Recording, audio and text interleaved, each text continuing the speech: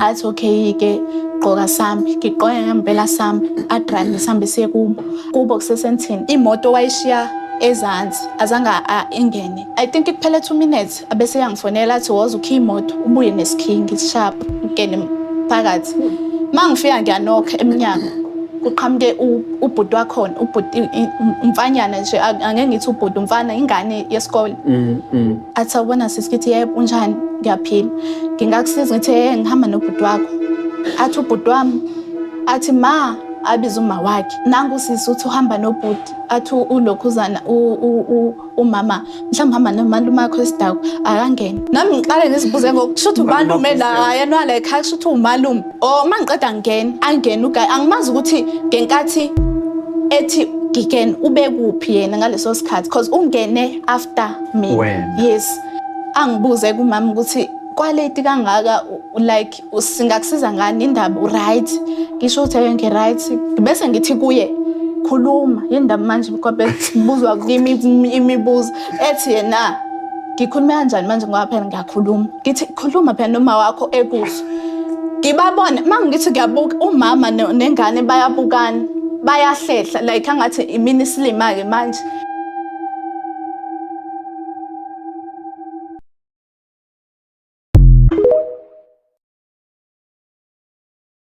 A cloud from the sky fell and it turned into a form of a human being, started walking towards me. So did the cloud just walk away after, or did you have a conversation?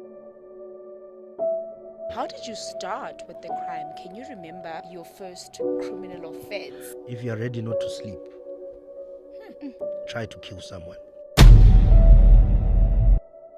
So the people that knew you back then, do they listen to your sermons and they're like, what happened to you? So it was heists, rhino poaching? And then we went to the big ones, whereby sekufuna kufe bantu. Bese umfana athi so angithi ngonyawo kanje, hayi nami ngiphapha, mangizwa ngiyazizwa izinto ziyakhala ziningi manje, ayisekho yi1. Ngisalalele kanjalo nangugogo wehle embhedeni dosibhakede lakhe ngaphansi somchamo. Mephuma nalo awumebuya ziyathula lezinto. Athi ugogo ngicela ukuthi uhambe uyovala kule yandlu le. Mangiya ngingakangeni eminyango ngithola like umuntu like uflathelile but shape yakhe like uso. Every time ugogo mangayanga mesimedle mina akadleli kwenye indawo gibela phe kwendlu. Thathi step is literal asibeka gibela adla abuye. Mangaphekanga ngizwe ngathi kunomuntu omile la enyaweni sami yabo. Ngidosa ingubo so ayi man ingubo uyasinda lo muntu lo umile kahle kahle. Mangithi ngiyakoba ngithi mhlawumbe ugogo, mangithi ngiyakoba nangu ugogo embedeni khona. Lokho ngikhuphuka no man lo umuntu ongapheli lo ngibuka ukuthi mangiloko ngibheka phezulu ngathi ngibadiza inyanda so umuntu ongapheli. So ngijike ngibuyele emuva la ngibuya khona. Mangithi ngiyajika ngizohlatshwa isipikiri. Did I not get beaten up? It says, oh yeah, take off your pants. Ooh, this is a person that preaches to you, teachings and everything. Yeah. All of a sudden, take off your pants. Oh yeah, lie down. When he's done with you, he's going to take a cloth, he's going to wipe out. No protection used. He's going to wipe out his semen, put it in a bag. Once you miss your period and you're pregnant, then you're introduced to the underground clinic. They will take you, you'll lie on the bed, they'll put this thing up, they put your legs up like this, and then they will just take something and into you and crack, crack, crack, crack, crack. My son's like, Ma, TK wants you. I'm like, what's wrong? So now by this time, my daughter's crawling, but she's crawling on her side. Like, TK, wake up, TK, wake up. As soon as you left, your daughter started bleeding through the ears, through the nose, through the mouth.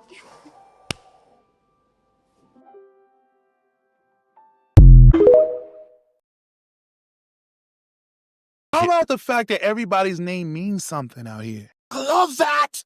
Everybody's name means something. Everybody's name in the States, and I want everybody at home to hear this back in the States, just so you know. You don't know your last name. You don't know your last name. That's not your last name.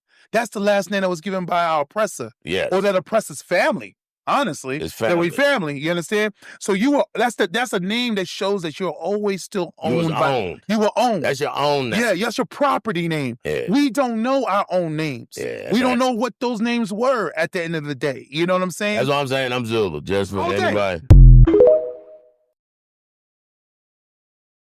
What's a conspiracy theory that you 1000% believe in? I'm pretty sure this is gonna get me arrested for treason, but this theory is too juicy not to share it. My Swati people, please understand this is a purely academic discussion and absolutely not political. Siavanamos. Alright, cool. Let's talk about how the greatest ruler the kingdom has ever had, this goddess, Queen Labotsibeni, had to kill 3 different kings because she felt they were not fit to rule the kingdom. Let's talk about it. So when I was doing my research on Eswatini history, I couldn't help but realize how Crown Prince Luthonga, King Banzeni, and King Punu all died at very young ages and under mysterious circumstances. And every time a king would die, Queen Labotsibeni would gain more power, both political and spiritual. See, when Crown Prince Luthonga was killed in 1874, Labotsibeni became queen. When King Banzeni was killed in 1889, Labotsibeni became Queen Mother, a title higher than queen. When King Punu was killed in 1899, Labotsibeni became Queen Regent, a title where you have power of both king and Queen Mother. What? Side note, can I point out how not uncommon this was? See, African historians such as John Henry Clark and Credo Mutwa teach that in pre-colonial Africa, women had so much political and spiritual power that they would dictate if a king was fit to rule or if he had to die. Perfect example, Princess Mkabayi of the Zulus, aka the Kingmaker. If you know, you know. If you don't, ask. I'll tell you. Okay, back to Queen Labotsibeni. I know what you're probably thinking. Crazy. She killed her brother-in-law, her husband, her son, all so she can become Queen Regent. Surely she had gone mad with power and greed. No, she had not. See, Queen Labotsibeni just realized that those kings were not fit to rule. See, what you have to realize is that this was the late 1800s. Powerful colonizers such as the British, the Dutch, the French, and other powerful European countries had joined forces to destroy African kingdoms and colonize them. This was called the Scramble for Africa. Meaning it was more imperative than ever for African kingdoms to have the perfect ruler who would be able to outsmart and outfight all these colonizers and protect their realm. And believe me when I say there was no better person for the job than Queen Labotsibeni herself. See, from a young age of about 7 years, Labotsibeni was raised at the royal residence at Lutsitsini and mentored on how to rule. And guess who was doing the raising and mentoring? The reigning queen mother of the time, Queen Lazitse. Crown Prince Luthonga's mother, Senior Queen Lakhumalo. Plus the Council of Elders and Junior Queens. It's honestly safe to speculate that the powerful women of the Eswatini kingdom clearly had a plan for Labotsibeni to rule one day, even if kings had to die for that plan to come into fruition. And that's how Eswatini is still a kingdom in 2021. Did you guys know about Khutso Setunza? Yeah! This man right here, somebody's ancestor, was born in Lesotho in 1898 and deceased in 1972. And he was Inyanga that resided in Eastern Cape, Elusikisiki. His rise to fame came when there was a tornado in his village. And he took claim for it. He said, I did it. That tornado, I did it. And he was known for working with water spirits, or Mamlambo, as they say in Eastern Cape. Not only that, he worked with Inkanyamba, right? And that gained him a lot of prosperity, a lot of wealth. But that's not what this video is about. I want to talk about him and his political ties. You know how people are always saying, if the ancestors are so powerful, if Sangomas are so powerful, why didn't they stop apartheid? Why didn't they stop apartheid? Yay! Let me tell you, so this man was working with their foot. This man was an op. Allegedly, this man had relationships with key National Party members, including the likes of D.F. Malan, J.G. Strydom, and Hendrik Verwoerd. This man here, this Inyanga here, was known to be in support of the Separate Development Program, which birthed the apartheid system in 1948. Your very own Inyangas. Kuthiwa, they say that on the eve of the elections in 1948, this man gave Verwoerd Muti. And at this time, Verwoerd was still the Minister of Bantu Affairs. So, of course, he knew. He was tuned in. He was tapped into our arts as the Bantus, right? And then this man, on the eve of the elections, this man gave him Muti so that they, the National Party, could win the elections.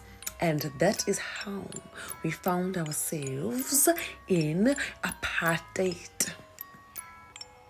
You guys can do your own research, but the point that I actually wanted to make from this video is that the next time you guys doubt African spirituality and want to make a mockery of Izangoma Nyanga and trying to make them seem weak, you must know these ones know what's up, and they're using our things. That is how they are controlling this country in this continent of ours, and it's our own very people, working with the ops. And Verwoerd is not the only op that he was working with.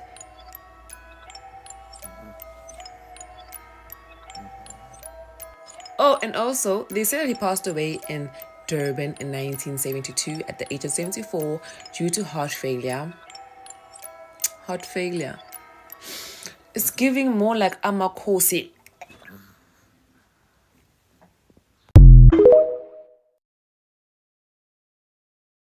Part of what you were doing was causing miscarriages. Yes, miscarriages. And I mean, for some Also people, going to church. Yeah, destroying the church. Actually, my job was not outside the church. My job was to destroy the children of God. Because now we want to end this generation that will say God is holy. And people must follow the devil. So we don't fight with people that are not inside the presence of God, because already the devil knows these are mine. yeah. You know? So your targets are these ones. Yes, we want to target these ones that have the truth in them, and now abasakwazi ukuthi bangabuyela emuva. So we don't need anyone actually to be with this God. So we have to make sure that we destroy. So amathaveni gupi, those were obvious things. So we were actually inside the church where they call God. But wasn't it difficult for you then to get into that because of the spiritual covering that's there and because of God's presence in those spaces? How did you find a loophole? So that says with some red flag warning. Yes, I usually when I say it's a church without worshippers and intercessors, it's just a church. It's a building. I always say worshippers are like the paint in the walls. They make the church wow. And intercessors are actually the walls that has hold the church. Now, we look at the two groups before. Remember, we don't just go to church and attack. You spy that church for years. Because yes, we will send devil worshippers that will go there. But we are going to never cease that church to be destroyed. So now we look at the worshippers and intercessors, because those two groups are the people that are very close with the pastor. Intercessors, they pray. They went there and pray for the church. What are they planting? They are planting the Spirit of God has to move in the church when the people of God come. Now, worshippers are standing or sharing the altar with the men or the women of God. Now, we are going to attack them. It's either jealousy in the team. This one sings better than that one. Abantu bayazithandanela, they So dating, most of the time when they have conflict, it's not even them. The worshippers is the enemy. the enemy. The enemy, that's a loophole. Yes. Like Yes. Okay. And once we find one worshipper or one intercessor abangekho in right standing with God, like being prayerful, uthola ukuthi umuntu uphila kayi-2. Makasontweni I'm double holy. life, yeah. Yes, when I'm home I'm I living live a different life. Yes, you're actually a dangerous person to be part of the leadership, because now for us to get the pastor, remember we can't face the pastor. We need you who is standing before him, or rather at the back of the pastor, to destroy the church. That's why you find many churches are being closed. Not because pastors are not powerful. There is no pastor that is called uNkulunkulu ngamnikezanga amandla. Come on now. Do you understand? But now we are using people around them. If we can't get him or her with a family, we're going to use people or children spiritually to get actually that pastor. Sure. And then in terms of miscarriages, how does that work? Miscarriages, I used to have a little rubber that I was given by my spiritual mother by then. She was an Indian. So this rubber...